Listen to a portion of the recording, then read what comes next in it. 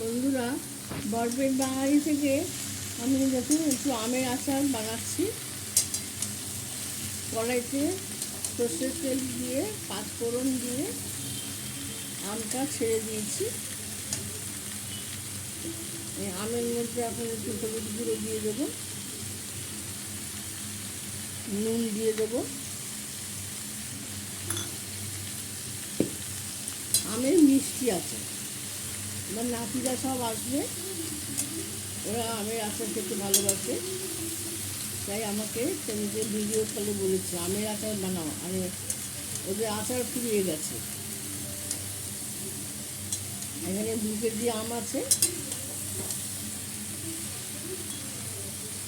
এই দিয়ে এখন বানানো হবে।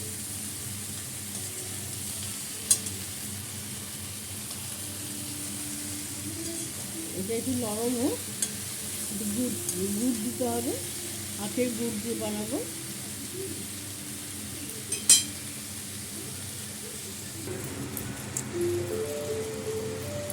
এই গুড়টা দিয়ে দিচ্ছি।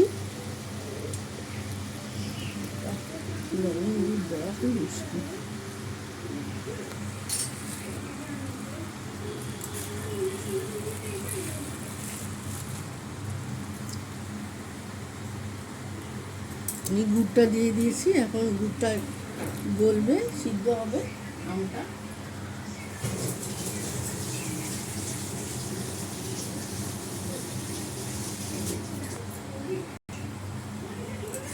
এই আমটা এখন সিদ্ধ হবে গুড়ের সাথে, আর একটু গুড় লাগবে, দিচ্ছি ধরেন আস্তে আস্তে।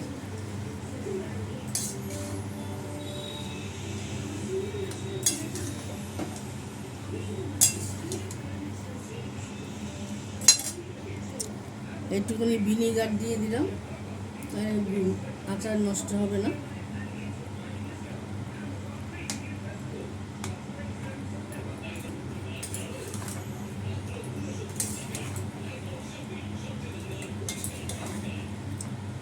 এখন যত সিদ্ধ হবে তত আমের থেকে জল বেরোবে, নুন দেওয়া হয়েছে তো জল বেরোবে, এই করে আমটা সিদ্ধ হবে। এটা এখন একটু ঢাকা দিয়ে রাখবো। আমার গুড়টা দেখুন গলে গেছে, এবার ঢাকা দিয়ে রাখবো। গল গল করে টকবক করে ফুটবে, জল বেরোবে, জলটা মরতে একটু সময় লাগে। একটু চিনি দিয়ে দিচ্ছি,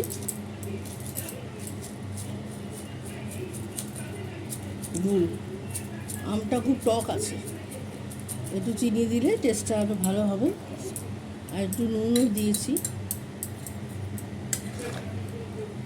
লাইক শেয়ার কমেন্ট করে দেবেন।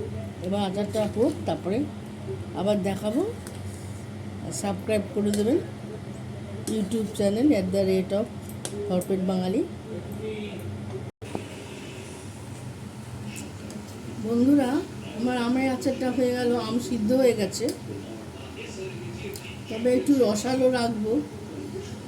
একটু রস না থাকলে বাচ্চারা আবার একটু গ্রেভি খেতে চায়, গ্রেভি দাও বলে। আমি একটুখানি এই যে পাঁচফোড়ন আর একটু হিং এটার মধ্যে দিয়ে দিচ্ছি, গন্ধটা ভালো হবে। আর হিং দিলে আচারটাও ভালো থাকবে অনেকদিন। আমি আচারে ঝাল দিই না, বাচ্চারা খায় তো, আমি একদম ঝাল দিই না। তবে এই গ্রেভিটা আর একটু শুকাবে। ব্লগটা আমি এখানে শেষ করলাম। লাইক শেয়ার কমেন্ট করে দেবেন, কেমন হলো বলবেন। আর @বরপেট বাঙালি ইউটিউব চ্যানেলে একটু সাবস্ক্রাইব করে দেবেন, কমেন্টস করবেন। নমস্কার।